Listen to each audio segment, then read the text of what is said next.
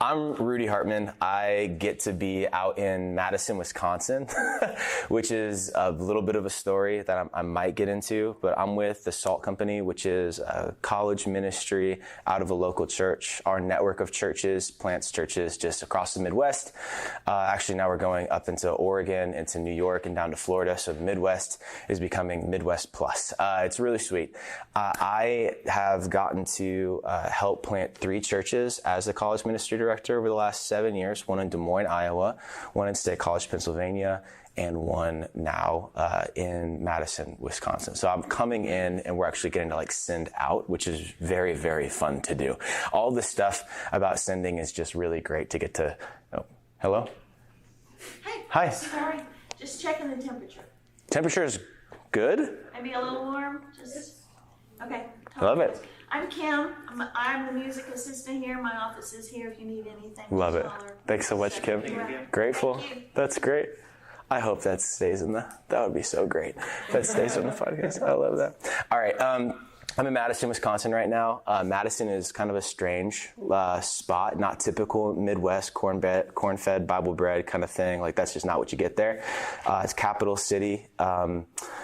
Our context is incredibly high anxiety around performance, around academics, top 10 public university. It is in the nation. It is quite progressive, which is really fun to get to move into because people want to talk about things. And I'm let's get into it. Let's go all the way.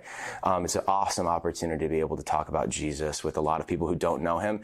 I'm from Florida originally, so I can empathize with many of you who are in contexts where you have to convince someone that they're not a Christian before you actually share the gospel with them to show them who Jesus is. I'm getting a couple head nods, so you get that, right? And that is really not the context or case that I'm in particularly, because you get no social benefit whatsoever from following Jesus in Madison, Wisconsin. Really, you just don't. And so it's really sweet to be able to get into this. I just want to start off though with just a quick question. Why are you here? There's a couple reasons that you could be here, and I know a little bit about some of your ministries, just getting to talk with some of you and meet some of you through it. So why are you here? Talk back to me. We'll keep this pretty back and forth for a good chunk of it, but what are you hoping to get out of this? Other than obviously Kickstart Your College Ministry, plan your first 30 days. We're going to get into a plan and a paradigm, but what are you hoping to get? Where do you feel this is what I need? I can go first. Our evangelism group has kind of gone on a downhill trend at our local college ministry. Great. And so I've been taking on the position as the female lead. Okay. And I have been trying to increase attendance and also participation by moving away from the traditional cold approach and also increasing attendance and just participation. Oh, great. We're going to get into some of that. That's awesome. Cool. That's really good. That's really, really good. Anyone else? What are you doing here? So are you asking specifically? Just specifically you, not... in this breakout? In this breakout. Yeah. I'd say for us, so we had something that we called Mission to Campus. Yeah. That was done pretty successfully before COVID. And then COVID hit, and there was a new college pastor, me, who came in during COVID. And we've had just hard times picking that back up. Cool. Both because our ministry culture has changed, as well as just the things that Baylor allows to do and that's real. people to do. Man. And so this is going to just be really helpful. Just kind of take some blinders off. Yeah. Get some good ideas. Let's do it. So. Cool. That's great. Maybe one more. We're doing.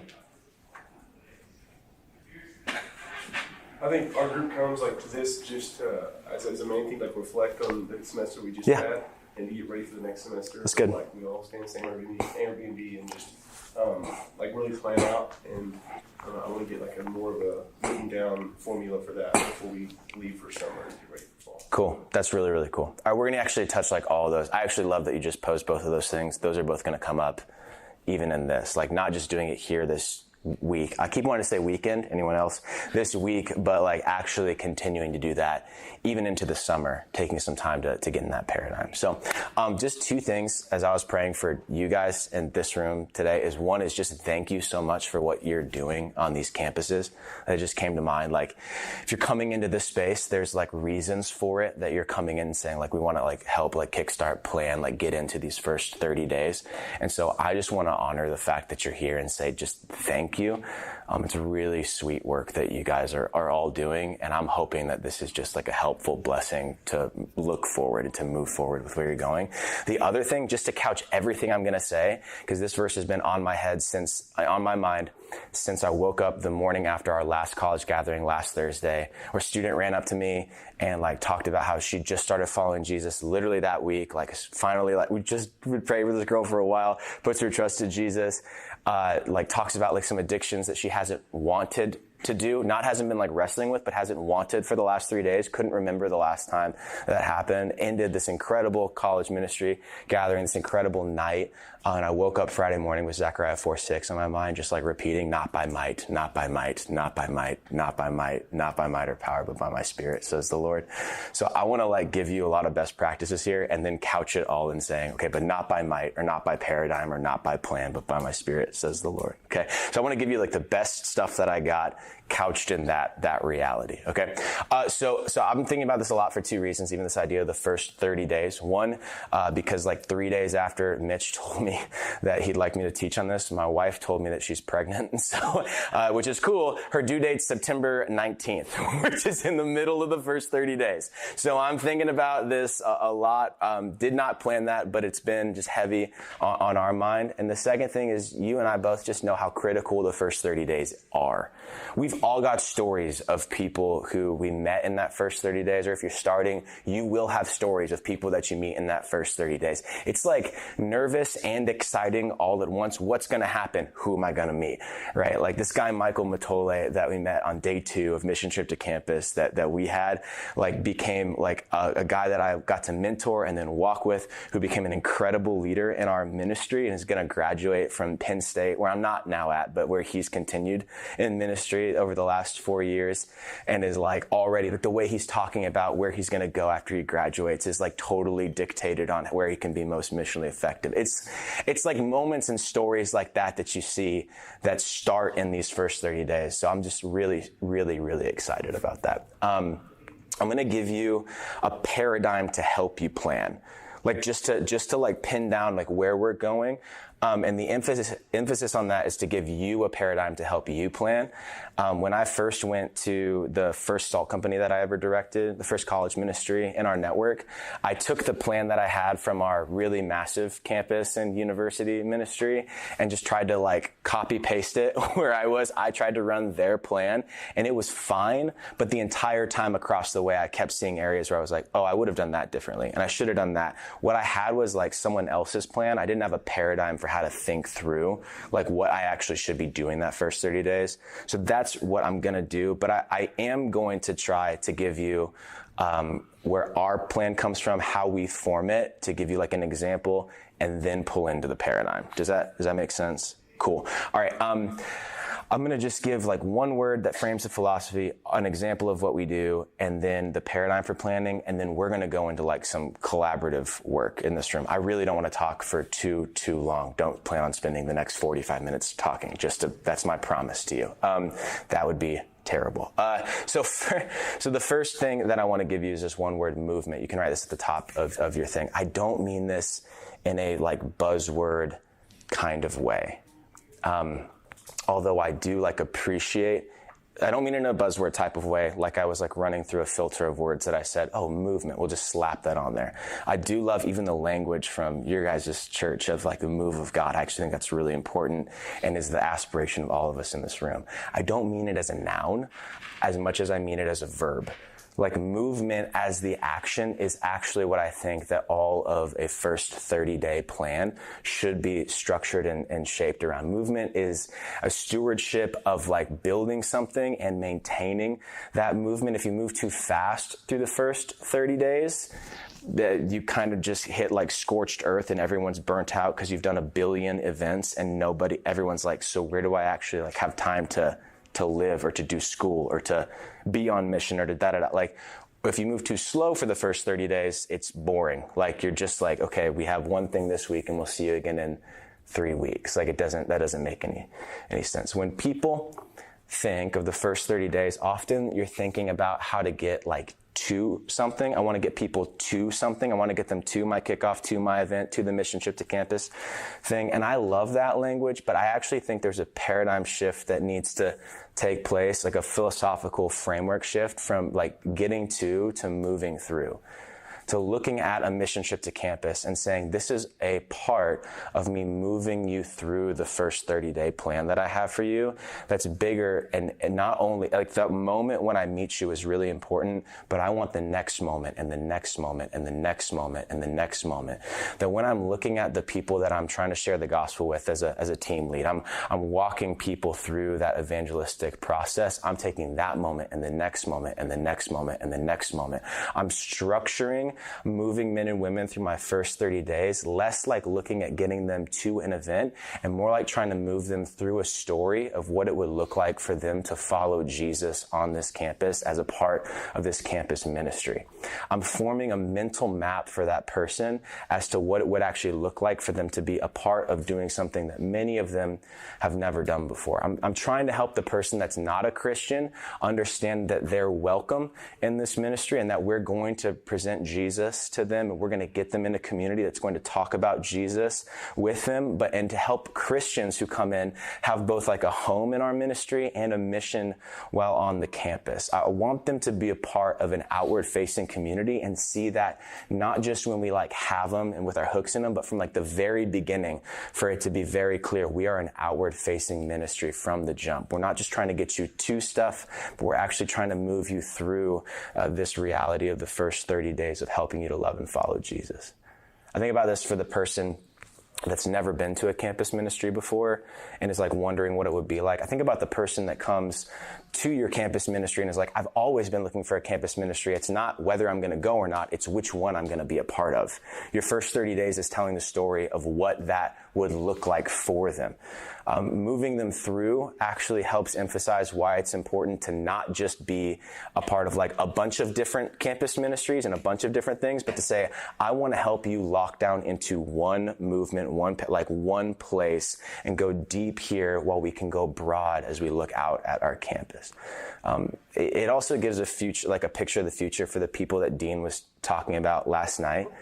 Like the people that, like it actually gives a picture over the first 30 days of what does it look like for me to follow Jesus with this group of people that are walking in good conduct and with the Lord and are also being like among the Gentiles where they are. I want to model those things from the first 30 days so that when I present them to them, when I invite people into them more formally, it's not a surprise that we're about that. Does that make sense? Okay, cool. So I want to give you just a snapshot of what our first 30 days looks like and then show you how we got there. So this is our first 30 days. If we go all the way from summer equipping, really starting it from leader camp to our fourth midweek gathering, I'm just going to couch this and say this might not be what yours looks like. It is what ours looks like. And I'm going to explain to you like why that is here in a moment. So first, summer equipping. Over the summer, our first 30 days preparing for them starts like right now. We're, as a staff planning and as a ministry, we're equipping our leaders over the summer so that when they come back to the campus, they're prepared to actually go out and move towards the people that are around them. So our equipping this summer is primarily fixated around a 3-2-1, 3 people that you're praying for, 2 people that you're inviting, and 1 person you're sharing the gospel with. That's a expectation that we're giving to our leaders for them to have a 3-2-1 every week. We want you to be praying for 3 people, inviting 2 people, and sharing the gospel with 1 person every week. So those can be the same 3 people, by the way. That's really just saying, do you have 3 people around you? It's actually creating a structure and a format for us to say, this is what it looks like for you to be among the people on your campus and around them. 3 you're praying for, 2 you're inviting, 1 you're equipping. And so that takes place over the summer until we get to leader camp outreach and midweek kickoff. So leader camp, we'll get all our leaders back together. We'll rally them. We'll equip them. We'll get them in community together. And then we'll go to outreach, which for us is our mission trip to campus. We use the same language. That ends with a midweek kickoff that we do in the middle of our campus outside on the first Thursday of the semester, which this year will be September 7th. That's what that looks like for us. 4 pieces of that, 4 movements that we're seeing as critically important over just this first, really this is 10 days. This is a week or so that this takes place. We're trying to move staff towards our leaders to equip them and give them the support and air cover and content and whatever they need to be able to actually be on mission on their campus. We're looking for staff to move towards new students. As a staff team, we'll consistently move towards the person that we don't know. We say every Thursday is someone's first Thursday. You hear that a lot among our staff team. So we're always looking for that person that we don't know. We're trying to move leaders towards new students, student leaders who are moving towards people that they don't know. And then new students, trying to move them ultimately into connection groups. Connection groups is the lifeblood of our ministry. We would say student leadership is one of the most important thing probably that we do. Behind that is connection groups. And then after that is our midweek gathering. That's how we structure this out. And now from here, this probably won't be very surprising. It's college gathering, small group, college gathering, small group, leader meeting. That's our structure for this. But what we do at them is really important. So in every single one of our first connection groups, we want them to have a bread and Bible culture, which bread, we want you to move towards each other. Bible, we want you to move towards the text. We're always going to have those 2 things in every single one of our small groups, but we do that from the first one. Every single one of our first weeks, we are moving around food. We're gathering at a table, getting together around food, and we're getting around the text. We're not just doing a fun thing. We're also not just doing what's your deepest, darkest sin struggle in the circle of strangers, right? We're finding the blending between the 2 of moving towards one another, moving towards the text. Our second midweek that we're actually a part of, it's 10:02. Well, we'll pause and pray. I don't know if you know, we pray at 10:02, that Luke 10:2. So if you just pray with me for just a moment. So God, would you raise up laborers for the harvest? For the harvest is plentiful and the laborers are few. Would you do it through the ministries represented in this room? Please, God, would you raise up more laborers to go over the first 30 days on their campus to share the gospel with people who do not know it, that many would come to know you. And many would see you as Lord. God, would you please do it? It's in your name. Amen. Our second midweek, we do it on campus. So we have a church building about 4 miles off campus. We count that as a blessing. We make sure to do the first 3 midweek gatherings that we do on campus because we are constantly trying to move towards the campus, and we want to make it easy for our students to be able to come to our midweek gatherings and to connection groups. So we put everything there. We figure out how to get everything there. I raise money to be able to get everything there for the first few weeks because I want to remove every barrier that exists between moving people from one thing to the next. A great thing you could do while you're working on your 30-day plan is ask what barriers exist between moving someone from one thing to the next, to the next, to the next. So we do what we call a comeback event, which is just something after Salt Company, not before. We do it after Salt Company. That is cookies after salt, pizza. Maybe it's food oriented. Maybe our student leaders have planned something in and of themselves. Whatever that is, we're trying to have a reason to really help you get there. I'll say this. We don't do pizza or anything giveaway at our first kickoff. We want people to come because they were invited. And for the strength of the relationship that we're building to actually continue that, I want our second week to be bigger than our first week because then we're kind of throwing hey, here's the invitation, here's the thing. So we'll have pizza, or sometimes we do a thing called the Nugget Night where Chick-fil-A just brings 1,200 chicken nuggets for us, and it's incredible. They'll do that for free, by the way, if you contact their marketing director. It's really cool what they have to give away every month. So contact them if you don't have one. So a comeback event here. we'll set that up because we want to make it really easy to move students to our next gathering. I don't just want you at our kickoff. I want you at our second, third, and fourth midweek gatherings as well. Because I think that if I can help you get to second, third, fourth, I can for sure, I feel like I'm really confident I can get you in a connection group. If I can get you in a connection group for a few weeks, then I've actually got you in our system to help you have a home, see Jesus, be discipled, be on mission. Like those are the avenues that we're looking at that through. After our second midweek, we have our first leader meeting. So the gap between these two is like 2 weeks. We do that on purpose because we really want to have another touch point with our leaders to get to celebrate what God's done. So we're sharing stories. We're like enjoying, like remembering, thanking God for all he's done, and participation. So we're moving this first leader meeting. A chunk of this first leader meeting is actually going down to helping them plan for their third connection group.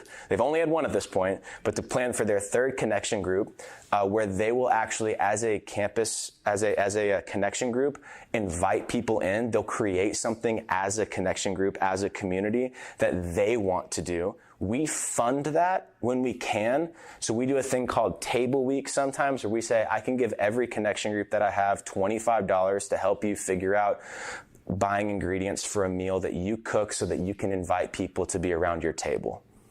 It means sometimes groups will go and take that money and be like, we're going to go bowling together and we're going to invite some people to come. I'm trying to be hyper invitational and invite people who are new to the ministry into being invitational and outward facing from the third week. So again, it's just a part of who we are. At Salt Company, we invite. We're going to be bringing you in. Like marketing on our campus really doesn't mean a whole lot. It's going to be relationships that build trust that actually allow for that invitation.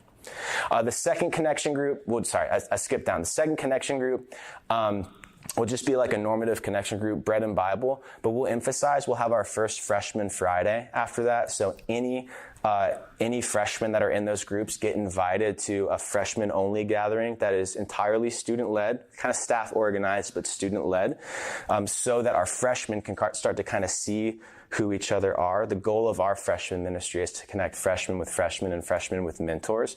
And so we want to get them around leaders. It's a high invitational spot. If you guys are looking for a second breakout to go to after this, you should go to Zach Cunningham's on Reaching Freshmen. That would be a really, really good one to hop into after this because he'll help flesh some more of that out. Third midweek, we do it on campus again, and we start to talk about our fall retreat. That's a huge gathering space for us. We're trying to move towards that. Third connection group is actually where you do the out, or you'll do the table week so that you're being outward facing as a ministry from the jump. And then our fourth midweek is actually we move back to our church, and we'll do another comeback event at that because we want to make that a really easy invite for people to make the jump from being on campus to being at Doxa. We also think it's just more likely if we go to our church that's a ways away, if you've met people for like 21, 25 days, you're more likely to hop into a car with them.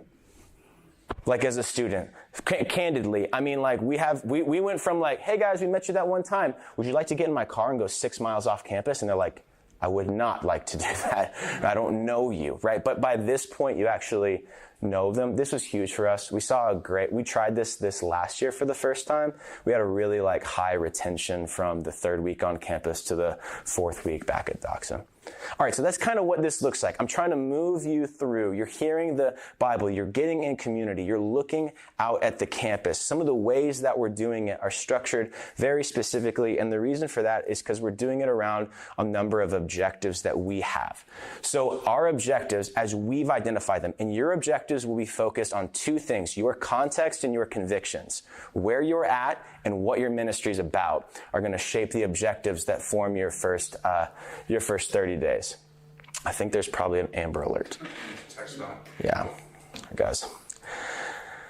So, objectives. First, we want to have a connection percentage between 60 and 70%. A connection percentage for us is the percentage between what percentage of our midweek gathering is in connection groups. We track that every week.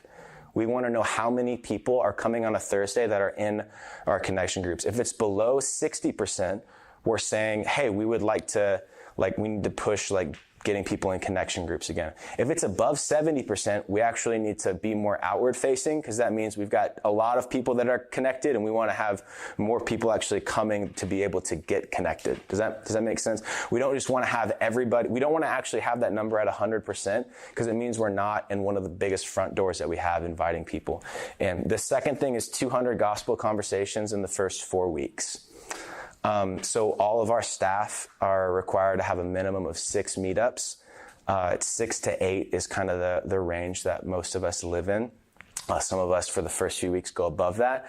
So that for our entire staff. And then if our student leadership team all have at least one gospel conversation every week for 4 weeks, we come around 217 gospel conversations that will take place. We'd like to have at least 200 gospel conversations in the first 4 weeks. We think that gives our leaders something to celebrate. It also gives them a target to move towards. It helps us shift the scoreboard from saying we want 200 people in a room to saying we actually want 200 conversations to take place on your campus.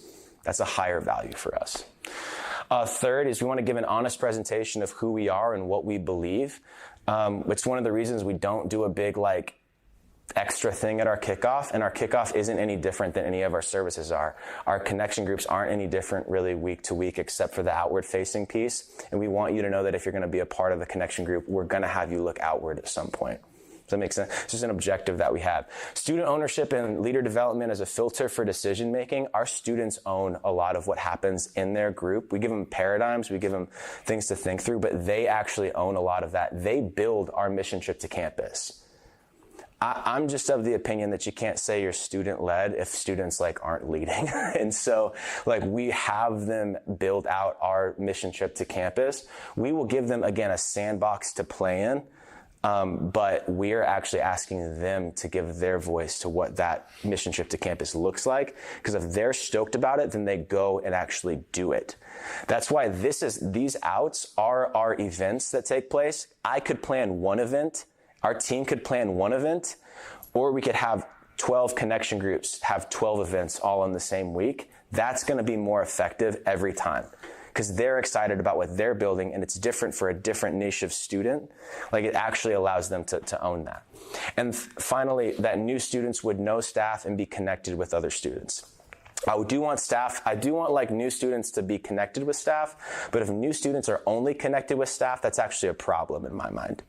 New students need to be connected with our leaders, but they need to know the staff. We're not going to be so distant that they don't know who we are, but we're not going to be the only ones that are actually connected with them.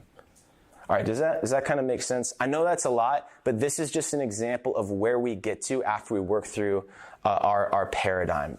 Now, this is us. This doesn't have to be you. Please hear me say that. This doesn't have to be you.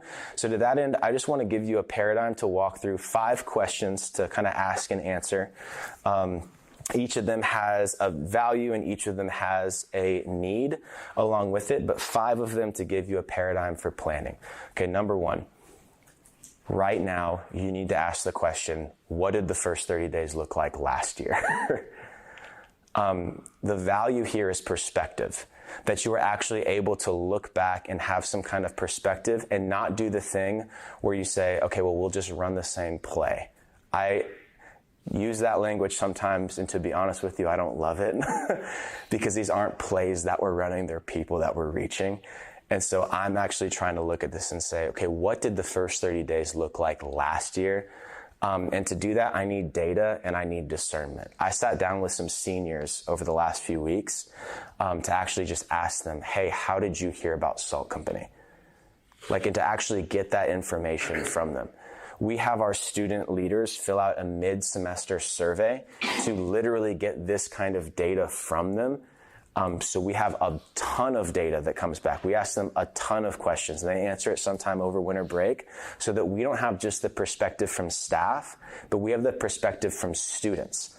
I'm running it from a place that is different than they are at, and if I don't understand what they're seeing, what our students are seeing, what our leaders are seeing as we're doing the evangelistic outreach, as we're doing the mission trip to campus, we're trying to build these different things within our ministry, then I'm missing things. They have secrets that I don't know, and I want to know them so that I can make this better. which then also means you get a lot of data from a lot of students who have a lot of opinions, and you have to discern what that looks like, right? If someone comes through and says, I don't think we should do a mission trip to campus, you're going to be like, thank you for your candor, right? Like, that's like, thank you, that's nice. We disagree, here's why. Like, you're actually able to have like shepherding conversations through that as well, but you discern what you should be doing. So what did it look like last year? You get all of that together. Get some perspective before you ask, what will it look like this year? You have all this data. You get to discern, okay, here's the big pieces of what it looked like last year. And then you're able to ask, what will it look like this year? What you need for that is time and prayer. The best time to plan the first 30 days on campus is May, because then you have June and July, and for many of you, parts of August, for us, almost all of August, to actually like work out that plan, to plan it, to look at it, to have time to think about it, and then to be able to adjust it, to shift it, and to actually do something with that plan instead of getting to August and saying, all right, let's plan now. If we're getting to August and saying, let's plan now, we're almost assuredly just going to run the same plan we ran last year and not actually sit and wait, and frankly, in prayer, right? Like, if Jesus said, apart from him, we can't do anything, like, our ministries and our plans for them will like reveal whether we think he's telling the truth or not. And so we actually like lean into prayer as a team, and we say, what does it look like for us to actually look at next year? What could it look like next year? So vision, time, prayer. The third question is this: who will do what, when, and how? That's a really important, every piece of that question is important for me, because if you're like, okay, what did it look like? What will it look like? You've got kind of these big rocks that you want it to look like. Okay, who's going to do what, when, and how? The value here is on your team. Not that you are doing everything, hopefully, but that you have student leaders and adult leaders. Again, that's another one. If you're trying to think about how to leverage your adult leaders, go to Sam Dorsett's Breakout, which is going to be great. But what you need here is administration. I was talking with a guy earlier, and they do like a coffee on campus in the first 30 days. Actually, they do it like the entire semester. But I was talking with him, and so there's two ways to do coffee on campus. If you're doing it on Wednesday, you can spend time on Monday texting your entire team and being like, okay, who's going to be here? Who's going to actually get together? Who's going to be able to do this? You have people drop out, you're waiting for responses the entire day. You spend time administering that in the first 30 days. And what ends up happening is a block of time that you could have spent meeting students, you actually spend instead trying to do the administration for a coffee cart on campus. And everything that you did for that actually could have been done way in advance if you'd answered the question, who will do what, when, and how? You pin down the who, what they need to do, when they need to have it done by, and how they're going to do it. That's one way to do it. Or what you could do is have all of that planned in advance so that on the Monday of that week, you send one text to one group of people and say, remember everything we talked about? I'll see you Wednesday at 6 a.m. or 7 a.m. or whatever time it is.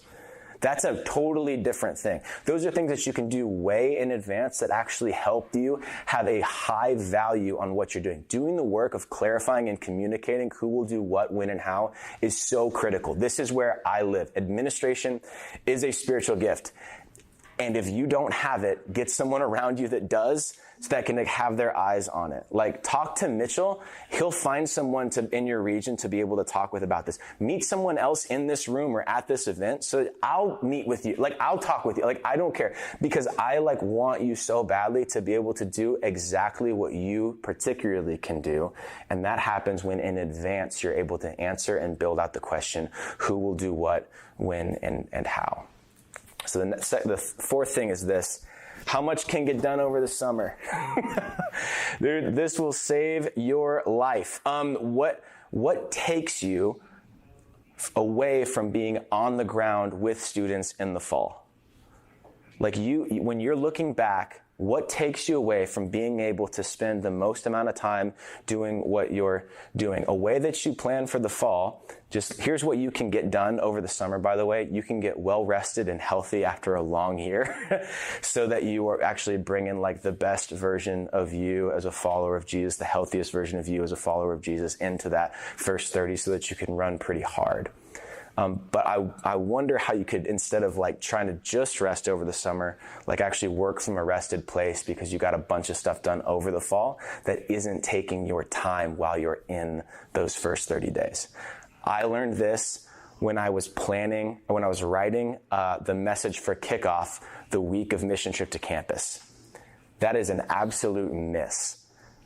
I'm planning to have all 4 of my first messages written by August 17th. That's when our messages are going to be done for the first month, so that I'm spending no time in those first 30 days, or like marginal time in the first 30 days, planning a message. Instead, I want them to be to 80%. I want our questions to be to 80%, so that when they go out to connection groups, the people on our team don't have to take the time to write them out of the message or anything. Like, I'm actually trying to say, how can I strip everything that I would typically do in a week off of that first 30 days so I can spend the most amount of time with students on campus? That's the answer that I'm trying to have. It takes preparation, it takes foresight, it takes this question: what can I get done over the summer?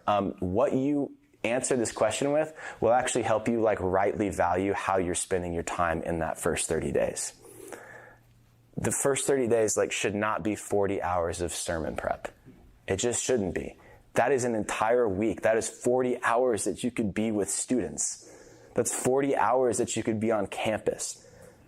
Or I don't know if you take 10 hours to prep, but whatever that looks like, it actually should set you up so that you can get all that done, or as much of that done as you can over the summer. Curriculum, administration, organization, whatever it is, do it over the summer so that you can be on the ground, so you can be flexible for different opportunities that come across your path in the first 30 days. And finally this: what should I be doing? What should I be doing? The goal here is focus, and the need is honesty. You need to be brutally honest. Not what do I want to be doing. I know that there's a lot of times in the middle of the first 30 days where I would like to be alone at a table with my Bible and a commentary, writing a message, because that's where I feel really in my bag. That's where I feel really rested. I just feel I don't have to, I'm not another conversation, But the question is not what do I want to be doing, it's what should I be doing? What are the things that I honestly am able to do? What you do in that first 30 days, what you make time for in that first 30 days, will reveal what you value. If it's sermon and curriculum prep, you value information. If it's administration, you value organization. But if it's gospel sharing, you'll value salvation. And if it's disciple making, you'll value transformation. When you land on what you should do, it will focus everything else out.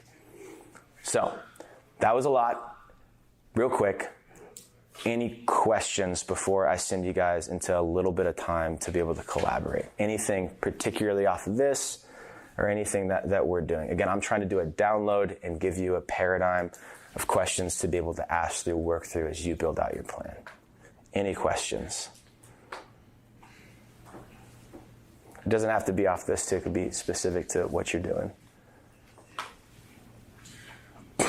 On your campus, how many campus-based ministries, like Crew, whatever, university, along with churches that are also trying to reach the campus? For your campus, how many are those? Yeah, that depends on who you ask. How many are actually trying to do that, or how many would say that they're? How many active participants? I would say 9 to 12. Yeah. And so 48,000 students, it's a lot of work. Yeah. So I would say that there are 93% of our campus. I don't even know if they would say that they know somebody that is actively following Jesus and gives me. So that'd be where I land. And that includes churches as well. Yeah, there's only a few church-based college ministries. There's 4 to my knowledge in our city. Yeah. So at Texas A&M we have something called Howdy Week, and that the midweek the thing that you have doing. Typically, Howdy Week takes the place over 2 weeks, and we have established a booth in one of the main student areas. Yeah. And so, would you recommend, because that's when all of the freshmen Yeah. come in, would it be a good idea to do giveaways at that point to get foot traffic in that area? Yeah, totally. At that, I'm trying to get is contacts. I'm really trying to get like as many people's information as I can. Okay. And by that, oh, this is great. Okay. Okay.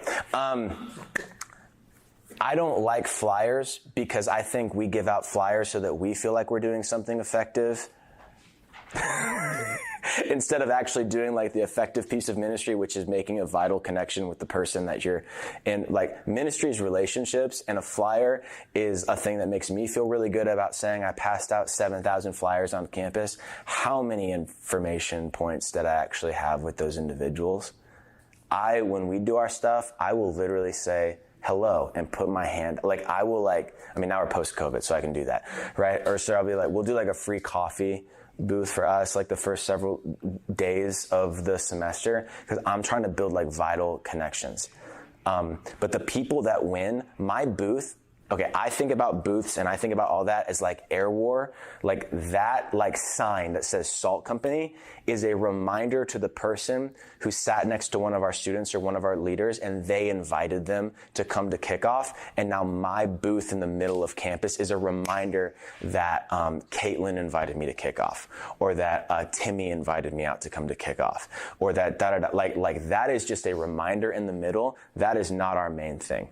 Like, our main thing is going to be relationships all day long, because there's like a low trust on our campus, typically, like towards church and really towards institutionalism in general. That's a whole other conversation, but like towards church specifically. And so when we actually look at that and a flyer, that is not our win. That is our ancillary, helpful reminder piece. The win is always going to be the relationships that made. And if I can figure out a way to do that at the table, then I'm winning. Bonus. Any other questions, thoughts? You mentioned maximizing the amount of time that you're with students on campus.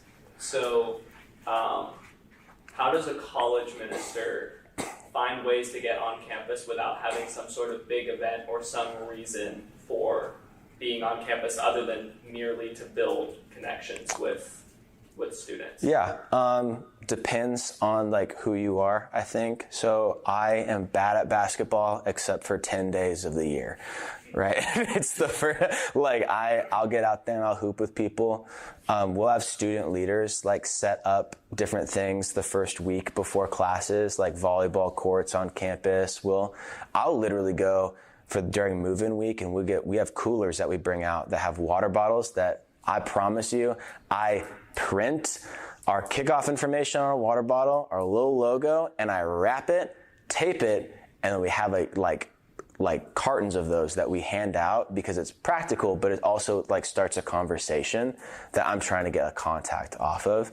The first few weeks, we from our midweek gathering, our kickoff gathering, this is us. Again, not everyone has to do this, but from our kickoff gathering, we want to get everybody into connection groups. They take their connect card, hand it to a connection group leader. That leader inputs the data. We get the data, and that's the first group of people I'm working through all of the guys.